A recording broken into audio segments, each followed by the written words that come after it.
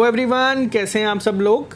आप लोग बहुत देर से वेट कर रहे थे कि हमारे मॉक टेस्ट सेकंड एनालिसिस का वीडियो आए, जो हमने जेके बैंक पीओ का दिया था। कहाँ पे दिया है? तो ये ऑली बोर्ड की ऐप में दिया है। बहुत दिन से कल ये वीडियो आपको मिलना था, लेकिन बहुत ही टाइट शेड्यूल चल रहा है। 7 बजे आज मैं घर आया हूँ और 7:05 पे मैंने ये टेस्ट दिया है और 8:05 पे ख़त्म हुआ है और मैं अभी आपके लिए ये वीडियो लेके आया हूँ।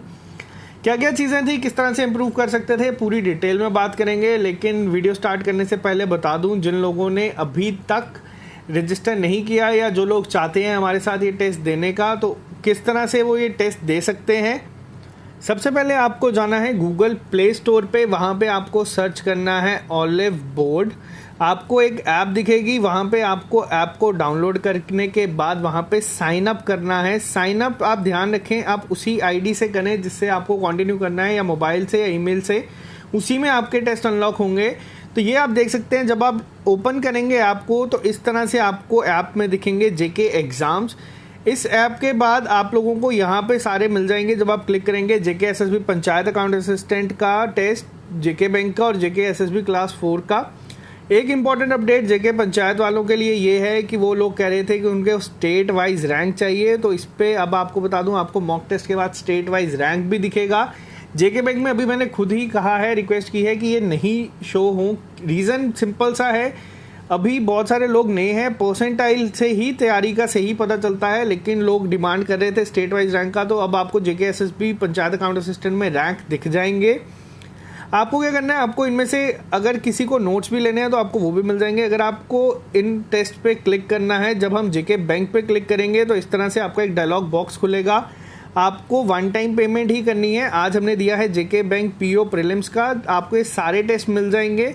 किस तरह से आप इन्हें ले सकते हैं, आपको यहाँ पे जब आप उन पे क्लिक करेंगे, जो लॉक बना है यस श्योर आएगा और आपको यहाँ पे हैव अ कूपन कोड पे क्लिक करना है। यहाँ पे आपको अपना कूपन कोड डालना है SSS। ये आपको डिस्काउंटेड रेट पे जब आप करेंगे क्लिक तो 20% डिस्काउंट पे चीज़ें मिल जाएंगी, जो आमतौर पे आपको इनके रेट्स ज़्यादा दिख रहे हैं। तो ये आपको 20%, अगर सेम प्रोसीजर आपका जेके एसएसबी पंचायत अकाउंट असिस्टेंट में भी चलेगा।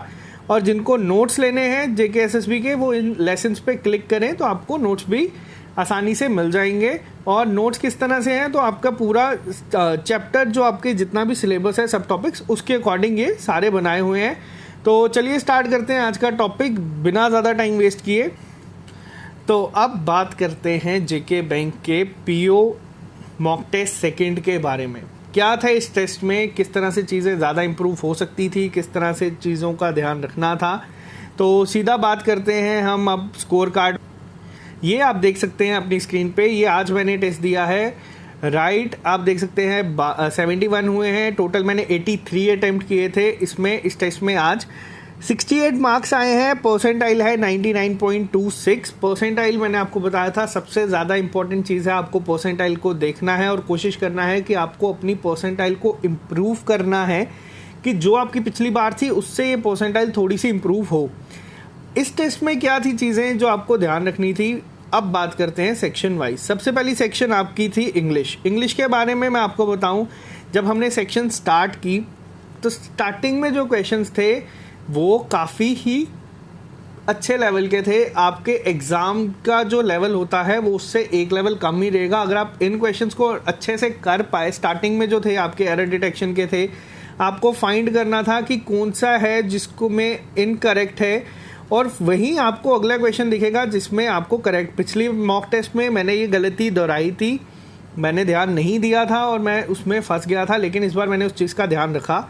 मैंने पूरा ध्यान से एक एक चीज़ को पढ़ा, लेकिन स्टार्टिंग में जो आपका पॉइंट थे या चीज़ें थी वो काफ़ी अलग थी। तो इसीलिए मुझे उम्मीद ये थी कि इस सेक्शन में अगर ये स्टार्ट ही मेरा ख़राब हो गया तो आगे का क्या होगा। तो इसीलिए मैं आगे चलता गया।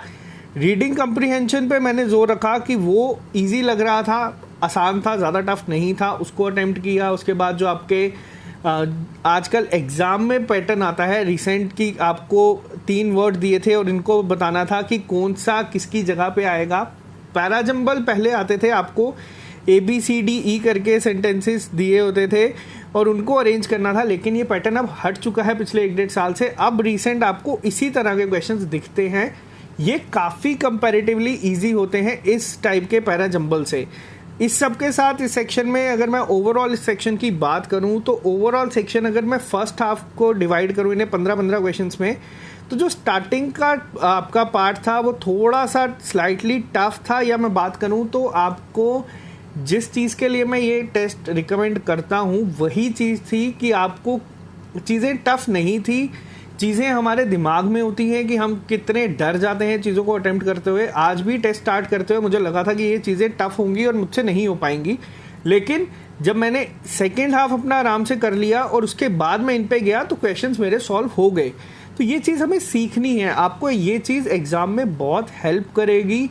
आप लोगों का जो डर है एक मॉक टेस्ट के रिलेटेड कि यार अगर मार्क्स नहीं आएंगे तो क्या होगा, मार्क्स नहीं आएंगे तो कोई बात नहीं होगी, कुछ फ़र्क नहीं पड़ेगा अगर आप उन चीज़ों से सीखते हैं। तो मॉक टेस्ट 1 में मैंने आपको चीज़ दिखाई थी, इंग्लिश में मेरे मार्क्स कम थे।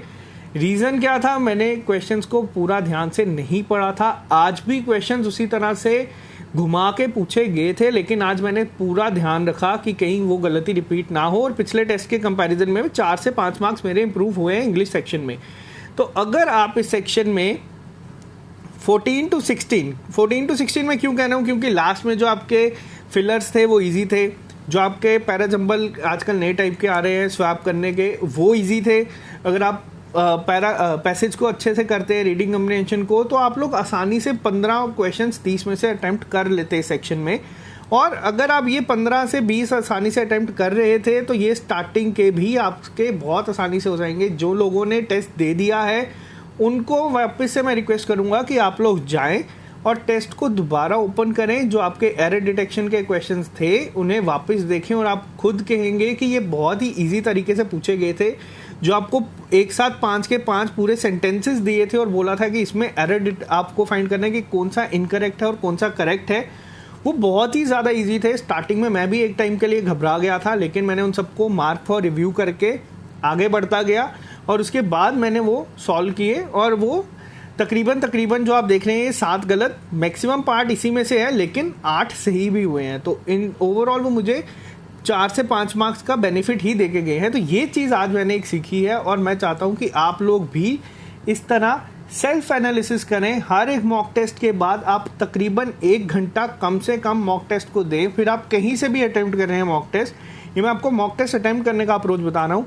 नेक्स्ट सेक्शन की बात करते हैं। नेक्स्ट सेक्शन थी हमारी क्वांटिटेटिव एप्टीट्यूड। टेस्ट में रीजनिंग थी, पहले हम क्वांटिटेटिव एप्टीट्यूड की बात कर लेते हैं। क्वांट सेक्शन की बात करें तो क्वांट सेक्शन आपकी जो थी, इसमें आपसे केसलेट डीआई पूछी गई थी आज एक, और एक आपसे पूछी गई थी पाई चार्ट।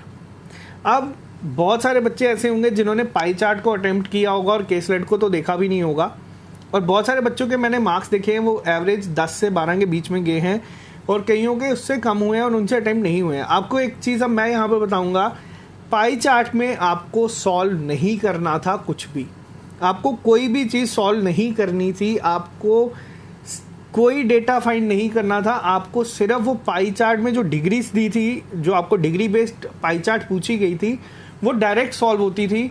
आपको कोई भी नहीं लेके आनी थी चीज़। मैं कोशिश करूँगा इस पर एक वीडियो बनाने की कि किस तरह से ये क्वेश्चन आपको सॉल्व करने हैं बिना पूरा सॉल्व किए। आपकी सारी डिग्री निकल रही थी, आपको रेशो पूछा गया था, एक का आपको 40 डिग्री है, अगर सपोज एक की आपको 60 डिग्री दी थी, आपको पूछा है कि रेशो बताओ इनके बीच में क्या होगा। बच्चों ने गलती की है। बच्चों ने क्या किया, बच्चों ने पहले पूरा सॉल्व किया 10800/360 करके। आपको बता दूं इनके बीच में रेशियो भी इसी फॉर्म में होगा जो आपका 2:3 होगा, तो आपको सॉल्व करने की ज़रूरत ही नहीं थी इस डीआई को। अब बात करूं केसलेट डीआई को। केसलेट डीआई से बच्चों ने क्या था, केसलेट डीआई जो आपकी थी, इस केसलेट डीआई में आपको हार्डली 1 से 1.5 मिनट लगना था सॉल्व करने के लिए, और इस 1 से 1.5 मिनट के बाद आपको क्वेश्चन सॉल्व करने के लिए भी 1 से 1.5 मिनट लगना था, यानी कि 3 मिनट में आप लोग 5 क्वेश्चन सॉल्व कर सकते थे। 3 की जगह आप 4 मिनट भी लगा के चलें तो 5 क्वेश्चन आसानी से हो जाते। अब रॉन्ग नंबर सीरीज़ पूछी गई थी। रॉन्ग नंबर सीरीज़ में आपको बता दूं मैंने कोई भी अटैम्प्ट नहीं की। क्यों नहीं की, मैंने रखा था कि इसको मैं एंड में करूँगा अगर टाइम बचेगा तो। मैं चलता गया, पाई चार्ट डीआई मिली, 5 में से 5 आसानी से अटैम्प्ट हो गए। वहीं अगर मैं नंबर सीरीज पे जाता तो मेरे 2 से 3 या हो सकता है 2 या हो सकता है 1 ही सॉल्व होता उतने टाइम के अंदर। तो ये आपको चीज़ यहाँ पे क्या सीखनी है, आपको ये सीखना है कि कौन सा क्वेश्चन आप अटेम्प्ट करेंगे और कौन सा क्वेश्चन आप स्किप करेंगे, और सबसे इम्पॉर्टेंट कौन सा क्वेश्चन आप मार्क फॉर रिव्यू के लिए रखेंगे। मार्क फॉर रिव्यू के लिए रखने का मतलब क्या है? मार्क फॉर रिव्यू के लिए रखने का मतलब ये है कि आप लोग बाद में वो चीज़ अटेम्प्ट करेंगे। अब नंबर सीरीज़ ऐसा नहीं है कि मुझे नहीं आती या आपको नहीं आती, हम सब ने प्रैक्टिस की है। मैंने नंबर सीरीज़ के ऊपर आपको 4 से 5 पार्ट ऑलरेडी दिए हुए हैं, उसके बाद भी मैंने 5 में से आज कोई भी क्वेश्चन अटेम्प्ट नहीं किया। इसी वजह से 19.5 यहाँ पे हुए, 22 अटेम्प्ट हुए, 2 जो गलत हुए वो मैं देखने अभी कौन से थे, मैं सीधा एनालिसिस का वीडियो लेके आया हूँ। ये जो 2 गलत हैं या जो 19.5 मार्क्स हैं, अगर अब मैं बात करूँ यहाँ पे ओवरऑल सेक्शन की, तो ओवरऑल सेक्शन जो आपकी थी वो मॉडरेट लेवल की थी, डिफ़िकल्ट नहीं थी। मॉडरेट टू डिफ़िकल्ट आप कह सकते हैं नंबर सीरीज़ वगैरह के साथ, लेकिन तब भी आप लोग इस सेक्शन में जो लोग अच्छी तैयारी कर रहे हैं वो 10 से 12 मार्क्स लेके आ सकते थे। 10 से 12 मार्क्स एवरेज की बात कर रहा हूँ मैं यहाँ पे। जिन लोगों ने अच्छी तैयारी की है वो 20 प्लस भी जा सकते थे। 10 से 12 मार्क्स आप इसमें आसानी से लेके आ सकते थे, क्योंकि आपकी अप्रॉक्सीमेशन भी पूछी गई थी आपकी यहाँ पे, और DI भी जो थी पाई चार्ट वाली ईजी थी, करने का तरीका पता होना चाहिए। जिसको पता था वो काफ़ी जल्दी कर गया होगा। इसके बाद केस स्लाइड भी आपकी ईजी थी, तो 15 मार्क्स तो आपके यहाँ बन जाते हैं। उसके बाद अरिथमेटिक का पार्ट 2 से 3 क्वेश्चन वहाँ पे अटैम्प्ट हो जाते हैं। एवरेज का क्वेश्चन ट्रिकी था लेकिन अच्छा था। ये सारी चीज़ें यहाँ पे आपके सामने थी, तो 10 से 12 मार्क्स आप इस सेक्शन में लेके आ सकते हैं। बात करते हैं तीसरी सेक्शन लॉजिकल रीजनिंग की। रीजनिंग की अगर मैं बात करूँ तो रीजनिंग सेक्शन जो थी वो बहुत ही अच्छे लेवल की थी। जो आपकी पजल्स थी वो पूरी आपकी जो PO में एग्ज़ाम में पूछी जाएगी सेम एज इट इज़ थी। इनफैक्ट उससे थोड़ा सा लेवल अच्छा था, बट आजकल जो लेटेस्ट ट्रेंड है सेम यही ट्रेंड है। आपको स्क्वायर बेस पजल दिखेगी, आपको डेज और मंथ बेस पजल मिलेगी, और आपको जो पूछी गई थी सर्टेन नंबर्स के ऊपर पजल, ये सारी चीज़ें आजकल रिसेंट एग्जाम में आती हैं और 1 से 2 ही अटेम्प्ट पेपर में हो पाती हैं। लेकिन यहाँ पे जो क्वेश्चंस थे, अब जो ब्लड रिलेशन का क्वेश्चन था बहुत अच्छा था, कोडिंग डिकोडिंग ईजी थी, नॉर्मल पैटर्न यही पेपर में पूछा जाता है अगर 2 चीज़ें टफ होती है एक ईजी। तो रीजनिंग का पेपर आपको मैं बोलूँ तो ओवरऑल पूरा एज इट इज़ जो आपका PO प्रीलिम्स में होगा, जो PO प्रीलिम्स में पिछले साल था, जो JK IBPS PO में आता है या जो SBI PO में आता है, वो सेम था बिल्कुल।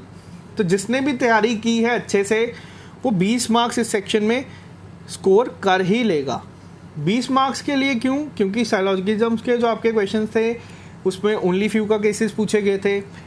आपकी इनइक्वालिटी के क्वेश्चन जो थे वो जिसमें भी लेक्चर्स वो देखे हैं वो आसानी से कर लेगा। अगर आप बना के सॉल्व करने पाएंगे फिर आप मान के चलेंगे इन 5 क्वेश्चन पे आपको 5 से 6 मिनट तो कहीं नहीं गए अगर आप ट्रेडिशनल वे से करने जाएंगे तो ये सारी चीज़ें आपके लिए काफ़ी अच्छी थी। पेपर का level overall moderate too difficult था। टोटल आप देख सकते हैं यहाँ पे जो टॉपर के साथ पिछली बार गैप ज़्यादा था, कोशिश कम करने की है। परसेंटाइल मेरा टारगेट यही रहता है कि परसेंटाइल 95 to 100 के बीच में कहीं ना कहीं आनी चाहिए, और ये सफिशेंट है मेरे लिए। जिन लोगों ने अपनी परसेंटाइल इंप्रूव की है, आपको बता दूं रैंक वगैरह कुछ मैटर नहीं करता, रैंक मैटर करता है फाइनल सिलेक्शन में। यहाँ पे रैंक अगर आप 1 भी आ जाएंगे, अगले टेस्ट में अगर आप 100 पे चले जाते हैं तो कोई फ़र्क नहीं पड़ता। इसीलिए मैं आपको जोर रखता हूँ कि परसेंटाइल को देखो और परसेंटाइल पे ही काम करना शुरू करो। जिन लोगों की परसेंटाइल 75 प्लस आ रही है, अब मैं आपको एक और छोटी सी एग्जाम्पल दे दूँ। आप लोगों को क्या लगता है कि ये मॉक टेस्ट सब देने हैं? नहीं, मॉक टेस्ट कौन दे रहा है? अपनी जेब से अगर आप 300 रुपये या 400 रुपये दे रहे हो तो ये वही बच्चे खर्च रहे हैं जिन लोगों ने मेहनत की है, जिन लोगों ने तैयारी की है और जो लोग काफ़ी सीरियस है। एस्पिरेंट आपके साथ 1-1.5 लाख होंगे एग्ज़ाम देने के लिए भी, लेकिन वो 1-1.5 लाख वही है जो घर से सीधा एग्ज़ाम देने चले जाएंगे और इस उम्मीद में कि हम मार्क कराएंगे, क्या पता भगवान ने चाहा या अल्लाह ने चाहा तो जॉब मिल जाएगी। लेकिन ऐसा होता नहीं है। भगवान और अल्लाह भी उसी की मदद करते हैं जो खुद की मदद करने के लिए कोशिश कर रहा होता है। तो आपको बता दें, लक आपका तभी काम करेगा जब आपका हार्डवर्क ज़्यादा होगा। बिना हार्डवर्क के लक काम नहीं करेगा। कोई भी एक भी बच्चा ऐसा नहीं होगा जो सिर्फ लक के बेसिस पे सिलेक्शन ले जाएगा किसी भी एग्ज़ाम में। तो जो भी बच्चा 300 से 400 रुपये खर्च रहा है वो मेहनत कर रहा है। बहुत सारे बच्चे मेरे साथ पिछले साल से जुड़े हैं, वो टेस्ट दे रहे हैं। तो आपकी परसेंटाइल जो है जो वेरी कर रही है, तो आप ये मान के चले कि आप उन सीरियस बच्चों के साथ कर रहे हैं जो लोग पिछले साल बैंकिंग एसोसिएट में 90 प्लस अटेम्प्ट करके आए थे और PO में जिनका स्कोर 65 प्लस था, वो लोग अभी मॉक टेस्ट दे रहे हैं हमारे साथ। हमें कोई फ़र्क नहीं पड़ता कि कितने लोग ये दे रहे हैं कितने नहीं, हमें इतना ही कंपटीशन चाहिए, इस तरह का एटमॉस्फेयर चाहिए। और मैं चाहता हूँ जितने कम लोग बच्चे सीरियस ये मॉक टेस्ट दें उतना ही फ़ायदा है हम सबका, क्योंकि इससे बहुत सारी चीज़ें आपको सीखने को मिलेंगी जो कि मैं बार बार रिपीट कर चुका हूँ, तो ये आपके लिए बहुत ही अच्छा रहेगा। तो ओवरऑल अगर मैं इसकी बात करूं कि अगर आपका यही एग्ज़ाम होता और यही अगर आपका एग्जैक्ट पेपर होता तो इसका कट ऑफ क्या जाता। पिछली बार मैंने आपको बोला था 38, लेकिन इस बार अगर मैं बात करूं तीनों सेक्शंस की आपसे, तो जो आपकी इंग्लिश सेक्शन थी उसका लेवल आपका मॉडरेट टू डिफ़िकल्ट था, ईजी नहीं थी, ट्रिकी थी, कंफ्यूज होने वाले बहुत सारे क्वेश्चंस थे जो कि नॉर्मल रहता है इनके टेस्ट में। तभी आप लोग जब एग्जाम में जाते हैं आपको इजी चीज़ें इजी दिखती हैं।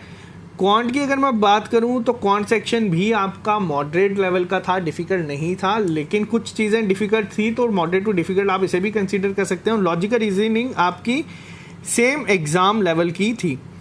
तो ओवरऑल अगर मैं बात करूं इस सेक्शन इस पूरे टेस्ट की कि क्या कट ऑफ जाएगा अगर पूरी स्टेट का कट निकलता है, तो लास्ट टाइम मैंने आपको बोला था 35 to 38 के बीच में, लेकिन जिस तरह आपके मॉक टेस्ट बढ़ेंगे बच्चों की तैयारी बढ़ेगी, बच्चों के मार्क्स बढ़ेंगे, पिछली बार के कंपैरिजन इस बार बच्चों के मार्क्स बढ़े हैं, इरिस्पेक्टिव ऑफ दैट कि टेस्ट जो था वो थोड़ा सा ज़्यादा टफ था। तो इस बार अगर मैं बात करूं तो वो होगा आपका 42 to 44 के बीच में इस पूरे पेपर का कट ऑफ। अगर आप लोग इस सेक्शन में 42 to 44 लेके आए हैं इस मॉक टेस्ट में तो बहुत ही अच्छा आपका अटेम्प्ट है, बहुत ही अच्छी आपकी तैयारी चल रही है, इसे आप चलने दो। जो लोग कह रहे हैं अगले साल एग्ज़ाम होंगे उन्हें बोलो ऑल द बेस्ट, आप लोग करते रहें, अगले साल भी एग्ज़ाम होंगे, कोई इसमें शक नहीं है, लेकिन जो इस साल एग्ज़ाम है आप कोशिश करें आप उसी में अपनी सिलेक्शन को ले लें।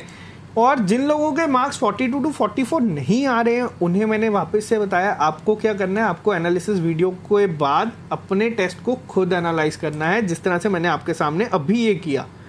तो आप लोगों को क्या होगा, आप लोग देखेंगे कौन कौन सी चीज़ें थी जहाँ पे आप कर सकते थे। अगर किसी के 30 हैं, 35 हैं, 25 हैं, कोई बात नहीं, मॉक टेस्ट है याद रखें, लेकिन आप देखें कि कितनी ऐसे मार्क्स थे जो आप अटेम्प्ट कर सकते थे और आप ले सकते थे मार्क्स, और कहाँ कहाँ आपने गलती की है। और ऐप को ओपन करते हैं तो इस तरह से आपको एक डिटेल्ड एनालिसिस मिलता है, तो ये आपको देखना है। अब यहाँ पे आपको क्या होगा, यहाँ पे जो जो चीज़ें आपकी होंगी ख़राब, जैसे आप देख सकते हैं इंग्लिश सेक्शन मेरी थी, तो यहाँ पे आपको ये ऑलरेडी मिल जाएगा लिखा हुआ। क्वांट में मैंने पिछले टेस्ट से इम्प्रूव किया है, आपके सामने है, और ये जो है ये इनका पूरा जो एक बॉट है वो पूरा आपको डिटेल्ड एनालिसिस दे देगा अलग से। अब यहाँ पे कहाँ पे मैंने चीज़ें ख़राब की, एवरेज के क्वेश्चंस पे मैंने 2 मिनट 38 सेकेंड वेस्ट किए और उसके बाद भी मेरा स्कोर उसमें -0.25 है। तो इन चीज़ों को किस तरह से इम्प्रूव करना है ये आपको यहाँ पे मिल जाएगा। तो ये चीज़ें आपको देखनी है, अपनी तैयारी को करते रहना है। आज के लिए सिर्फ इतना ही, मिलते हैं आप लोगों से कल नए लेक्चर के साथ। तो तैयारी को करते रहें, जो भी चीज़ें आपको मैं बता रहा हूँ मैं आपको बता रहा हूँ, डेफिनेटली आपको ये चीज़ों का फल मिलेगा, आपकी सिलेक्शन होगी। जो भी बातें करते हैं उन्हें करने दें। आज के लिए इतना ही रखते हैं, कमेंट बॉक्स में लिख के बताएं अगर किसी को कोई भी डाउट होगा तो मिलते हैं आप लोगों से कल नए लेक्चर के साथ। Okay guys, bye bye, take care.